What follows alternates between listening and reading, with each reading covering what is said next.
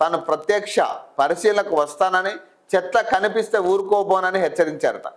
విధుల్లో నిర్లక్ష్యంగా వ్యవహరిస్తే సహించేది లేదన్నారు. పురపాలక పట్టణాభివృద్ధి శాఖపై మంగళవారం ఆయన సచివాలయంలో సమీక్ష నిర్వహించారట. పట్టణాల ఆదాయం పెంపునకు పలు సూచనలు చేశారు.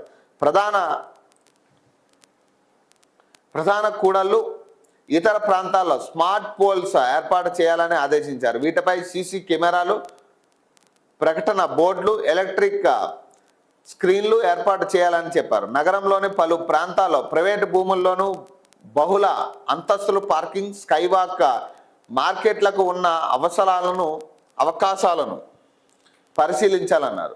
హైదరాబాద్ మహానగరంలో పెద్ద మొత్తంలో ప్రకటనల బోర్డులను కనిపిస్తున్నా ఆశించిన ఆదాయం రాకపోవడంపై సీఎం అధికారులను ప్రశ్నించారట. ముంబై, అహ్మదాబాద్, బెంగళూరులో ప్రకటనల ద్వారా వచ్చే ఆదాయాన్ని నగరంలో వస్తున్న రాబడిని పోల్చి చూడాలని ఆదేశించారు.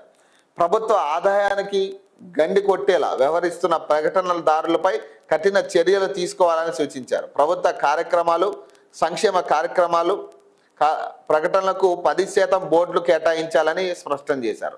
ఆదాయం సమకూర్చే మార్గాలపై అధికారులు ముఖ్యమంత్రికి ప్రజెంటేషన్ ఇచ్చారు.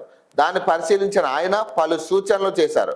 3 నగరపాలక సంస్థలతో పాటు రాష్ట్రంలో అన్ని పట్టణాలు, నగరాల్లో వీధి దీపాల నిర్వహణకు యూనికోడ్ పద్ధతిని అనుసరించాలని ఆదేశించారు. 3 నగరపాలక సంస్థల పరిధిలో పార్కుల వివరాలు సేకరించాలి, వాటి అభివృద్ధిపై ప్రత్యేక దృష్టి సారించాలని చెప్తున్నారు. అది సో 23న క్యాబినెట్ ముందుకట. హైదరాబాద్లో ప్రకటనల ద్వారా ఆదాయాన్ని పెంచుకునేందుకు ఉన్న అవకాశాలపై పురపాలక శాఖ అధికారులు ప్రతిపాదనలు సిద్ధం చేశారు.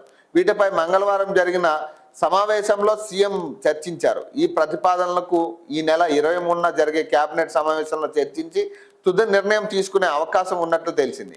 కేబినెట్ ఆమోదం పొందితే హోర్డింగులు, వ్యాపార ప్రకటనలపై పురపాలక శాఖ నూతన మార్గదర్శకాలను జారీ చేసే అవకాశం ఉన్నట్టు సమాచారం అట.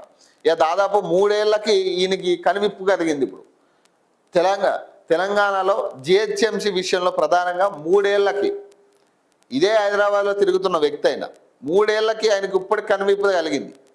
సిటీ నీట్గా లేదు, క్లీన్గా లేదు, హోర్డింగులు లేవు. ఇవన్నీ కూడా ఇప్పుడు అర్థమైంది వీళ్ళకి.